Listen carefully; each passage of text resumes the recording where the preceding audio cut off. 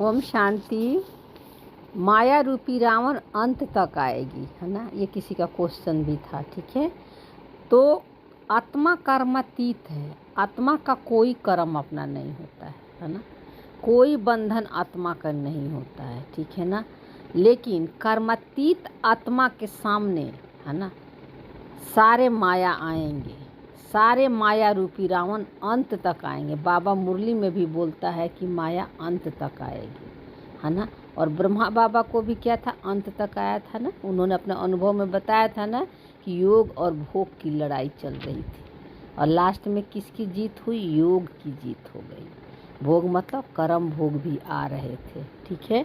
तो माया अंत तक आएगी, है ना।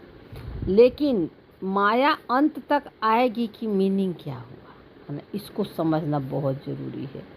तो माया है क्या, है ना। माया है आपको अंदर में जो रिकॉर्डिंग है, स्क्रिप्ट है ना।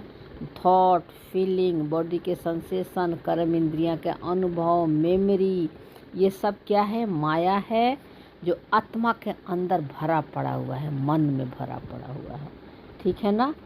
और ये संगम युग पर सारे संस्कार आएंगे। कैसे आएंगे सारे संस्कार, संकल्पों के रूप में। सतयुग, त्रेता, द्वापर, कलयुग, सारे संस्कार आएंगे, है ना। तो संगम युग का मीनिंग क्या है, इसको समझना पड़ेगा। संगम युग का मतलब होता है जब आत्मा परमात्मा मिलते हैं, है ना। जब आत्मा परमात्मा के साथ कंबाइंड है ना। तो बाबा मन के एक एक दाग दिखाता है ना। मन के अंदर जो भी संकल्प, थॉट, फीलिंग आ रहे हैं, सूक्ष्म से सूक्ष्म बाबा उसको दिखाता है ना। और जब आत्मा उससे पहचान नहीं बनाती है तो क्या होती है, वो माया नहीं लगती है। वो कौन सी लगती है, हमारी सहयोगी लगती है। माया से दुख कब होता है, जब हम उसको पहचान बना लेते हैं, उसमें मैं और मेरा लगा देते हैं कि क्यों आया, ये कब जाएगा, इस कैसे हटाए मिटाए इसको, है ना। तब हम क्या करते हैं कि माया से हम पहचान बना लेते हैं। इसलिए माया दुश्मन लगती है ना, कि नहीं आना चाहिए। तो फिर हम क्या सोचते हैं कि बाबा जब संगम युग पर मिल गया तो सब कुछ मेरे लिए अच्छा ही अच्छा होगा, है ना। हर चीज़ अच्छा होना चाहिए, है ना। आनंद हमेशा रहना चाहिए, है ना। हाँ, लेकिन आनंद आएगा, लेकिन आप इंद्रियों से परे का आनंद का अनुभव होगा, है ना। क्योंकि आत्मा इंद्रियों से परे है।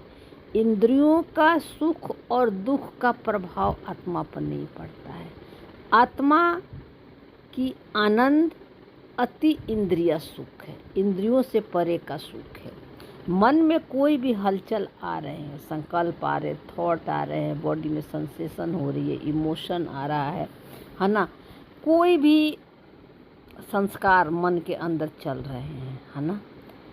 आत्मा संगम युग पर बाबा के साथ डिटैच होकर किसी भी संकल्प, थॉट, फीलिंग के प्रभाव में नहीं आती है, क्योंकि वो माँ के गर्भ में बैठी हुई है, परमात्मा के गर्भ में बैठी हुई है।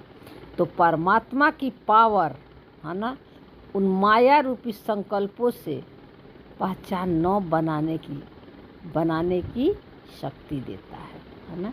बाबा पावर देता है, तभी हम संगम युग पर अपने सारे संस्कारों से साक्षी होते हैं, है ना। फिर बाबा कहते हैं, क्या कहते हैं कि मैं सुप्रीम लाइट हूँ, है ना, और तुम लाइट हो, है ना। बाबा सुप्रीम लाइट है और उसकी लाइट से ही मन के सारे दाग दिखते हैं, है ना। लाइट का मतलब क्या हुआ था, सारे संस्कार दिखेंगे संगम युग पर, है ना। पहले किसी युग में नहीं दिखेगा, क्योंकि हर युग में उस संस्कारों का स्वरूप बनकर पार्ट प्ले करते हैं, कि पार्ट को ही मैं समझकर प्ले करते हैं कि मैं प्ले कर रहे हैं।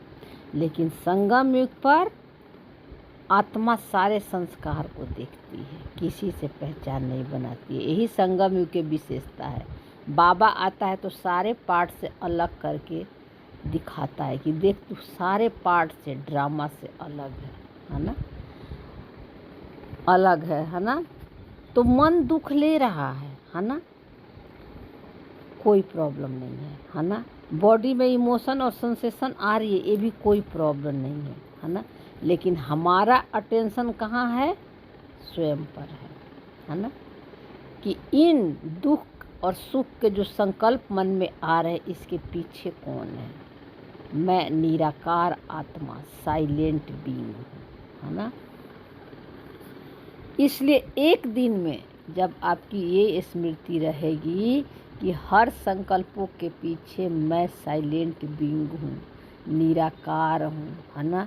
मैं और बाबा दोनों कंबाइंड है, मैं बाबा के गर्भ में बैठी हुई हूँ। तो आप किसी से भी मिलेंगी एक दिन में, चाहे कहीं भी सेवा पर जा रही है, चाहे घर में, चाहे बाहर या सेंटर पर, है ना। सबके साथ आपका एक व्यवहार होगा। क्यों होगा? क्योंकि आपकी स्मृति क्या है? स्वयं पर है। सॉरी, आपका अटेंशन कहाँ है? स्वयं पर है। स्वयं पर मतलब कि मैं हूँ ही बाबा के साथ और साइलेंट बीइंग हूँ। आपकी अटेंशन इस पर है, तो आपके मुख से जो भी निकलेगा वो लव वाली निकलेगी, प्रेम वाली निकलेगी, उसमें स्वार्थ नहीं रहेगा। क्योंकि अब जो भी बोलेगा वो बाबा बोलेगा आपके थ्रू, है ना। तो संगम युग की ये विशेषता होती है ना। अब एक दिन में चाहे आप हजारों लोगों से मिलो, चाहे घर में ही हमारे बच्चे हैं या मेड है ना, चाहे मदर इन लॉ हो, चाहे हमारी अपनी लौकिक माँ हो, है ना, इन दोनों में डिफरेंस नहीं होगा। दोनों के प्रति एक समान प्यार फ्लो होगा, है ना। यही चेकिंग है। अगर नहीं हो रहा है तो कहीं ना कहीं हमने माया से दोस्ती कर रखी है, माया से पहचान बना रखी है, तभी आपको डिफरेंस नज़र आ रहा है। आप स्व के स्मृति में नहीं हो, स्व के सीट में नहीं हो, है ना। फिर पहले बाबा जब भी मतलब मन में जब भी कोई संकल्प आए, ठीक है ना, तो पहले क्या करना है? बाबा की तरफ देखना है। मन के कोई संकल्पों में मिक्स नहीं होना है ना। और ये नहीं कि कोई बोल रहा है तो एकदम से जवाब देना, एकदम से जवाब नहीं देना है। आपको थोड़ा रुकना है और अटेंशन पहले बाबा पर और स्वयं पर, है ना, कि बाबा इसको कैसे देखेगा, बाबा कैसे इसको फील करेगा, है ना। सामने वाले जो कुछ भी बोल रहा है उस दृष्टि से आपको देखना है ना। तब आपके मुख से जो भी निकलेगा एक प्योर वाइब्रेशन निकलेगा, है ना। एक प्योर अवेयरनेस की स्मृति में आपसे जो निकलेगा सामने वाले को टच करेगा, है ना, सामने वाले को टच करेगा वो चीज़ें। क्यों? क्योंकि आप अपने मन के संकल्पों में मिक्स नहीं हैं। मन के संकल्प, थॉट, फीलिंग से आप डिटैच हैं और बाबा के साथ कंबाइंड है ना। अगर किसी से बात कर रहे हैं, कोई कुछ बोल रहा है, आपको फील नहीं हो रहा है बाबा, है ना, या आपके मुख से कुछ शब्द नहीं निकल रहा है, समझ में भी नहीं आ रही है, तो उस टाइम जल्दीबाजी नहीं करना है कि हमें जल्दी से जवाब देना है। थोड़ा देर आप साइलेंट ही रहो और साइलेंट होकर स्वयं पर अटेंशन दो, है ना, कि हमारे मन में क्या चल रहा है, दिखा और बाबा को समर्पण। बाबा को समर्पण ऑटोमेटिक हो जाता है जब हम उसमें मैं और मेरा नहीं लगाते हैं, है ना। फिर जो रियल शांति होगी ना, जो रियल शांति जो आत्मा का है ना, माइंड के शांति और अशांति दोनों से पर डिपेंड नहीं है ना। माइंड की शांति वो मेरी शांति नहीं है, आत्मा की शांति नहीं है ना।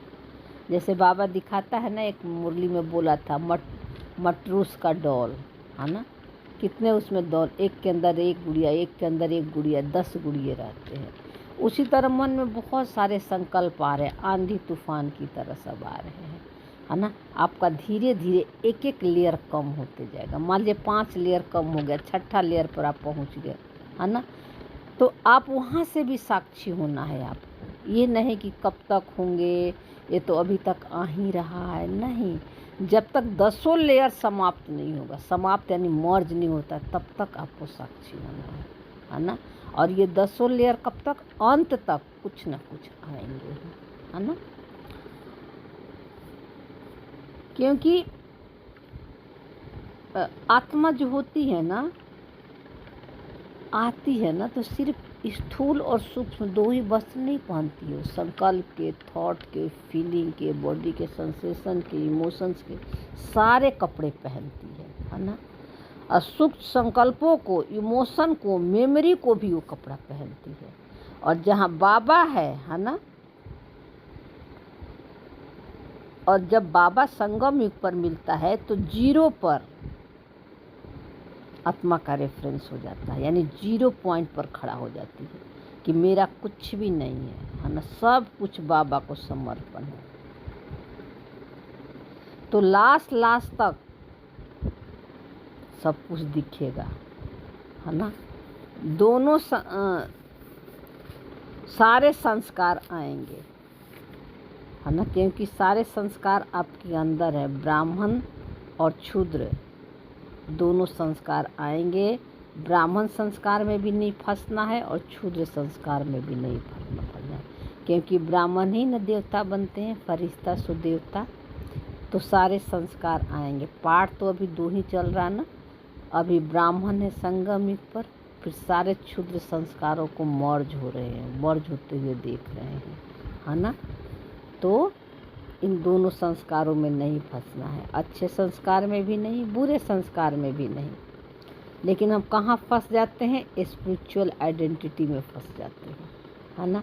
जैसे जलसी का संस्कार आया तो हमें क्या लगता है कि जलसी का तो संस्कार नहीं आनी चाहिए, है ना, हम तो बाबा के साथ हैं, है ना।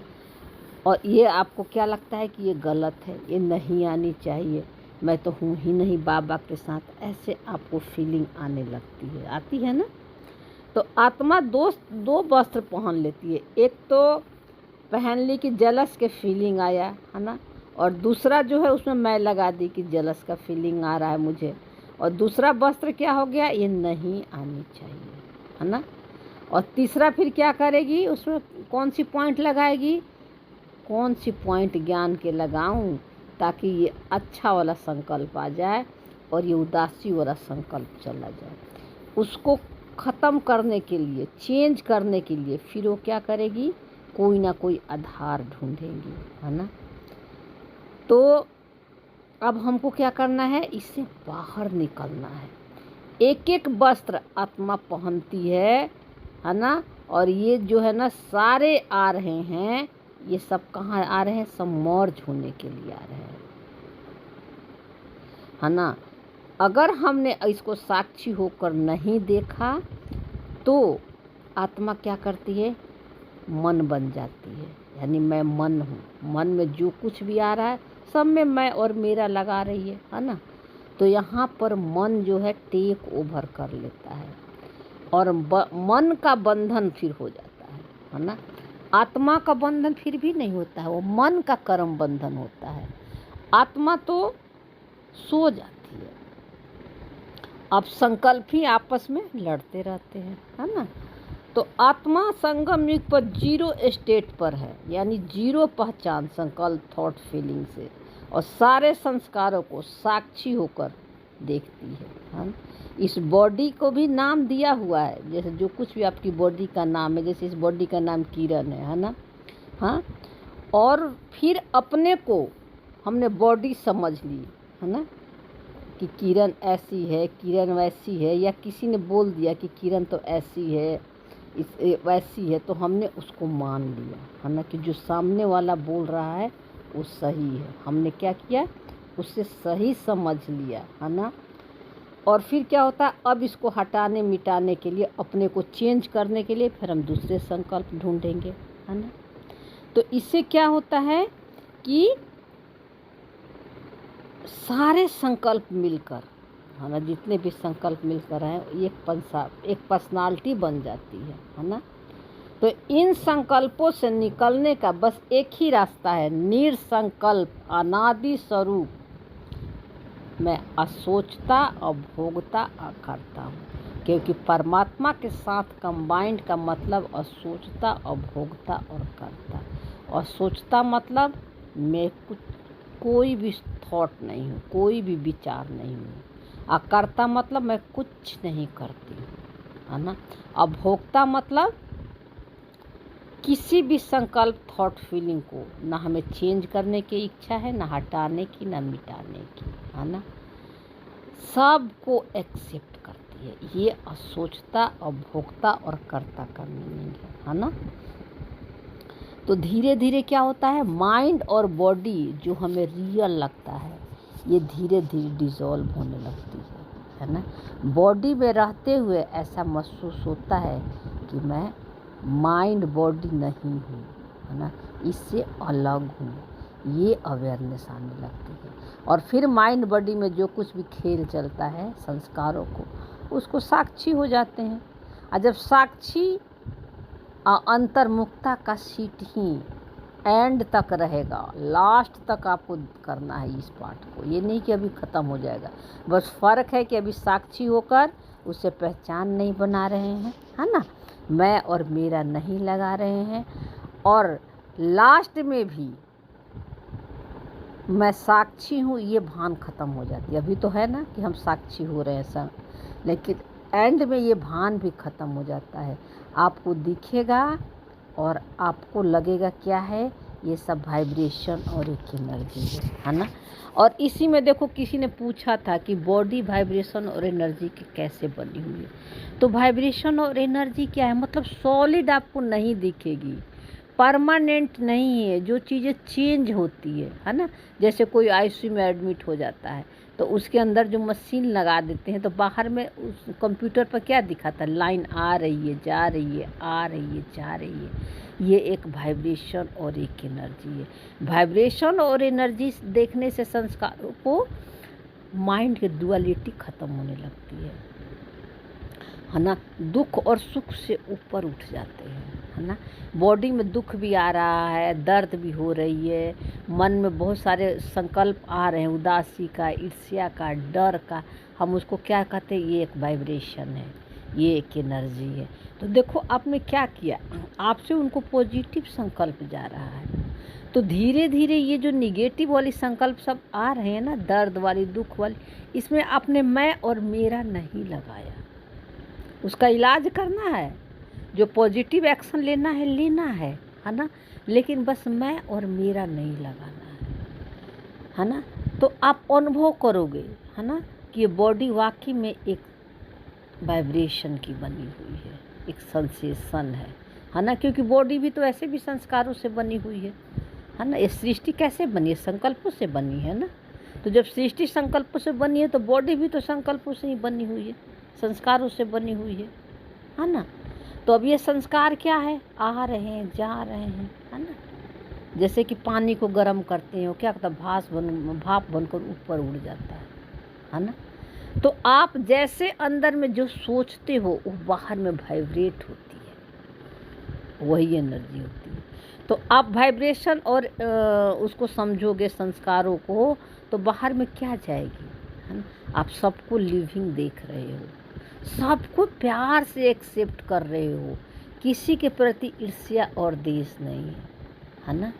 तो इसलिए हम संस्कारों को अब क्या कहते हैं, एक वाइब्रेशन और एनर्जी है। लेकिन ये फीलिंग तभी होगी जब आप मैं निराकार, है ना। क्योंकि परम धाम क्या है, निराकार की स्थिति है। अब निराकार में सब आकार आ रहे हैं, और वो सारे आकार क्या है, एक वाइब्रेशन और एनर्जी है ना। तो इसकी में बहुत सारी वीडियो डाला हुआ है यूट्यूब पे। आप निराकारी माइंड वाला आप देखना, फिर 3 माइंड वाला आप देखना, बहुत सारी वीडियो है, आपको देखना पड़ेगा तभी आपको समझ में आएगी, है ना, कि कैसे इसको वाइब्रेशन और एनर्जी बॉडी को समझें, है ना, माइंड बॉडी को। ठीक है। तो ये आपका चूँकि ये क्वेश्चन था, तो ये क्वेश्चन इससे आपका क्लियर भी हो जाएगा। ओम शांति। Thank you Baba.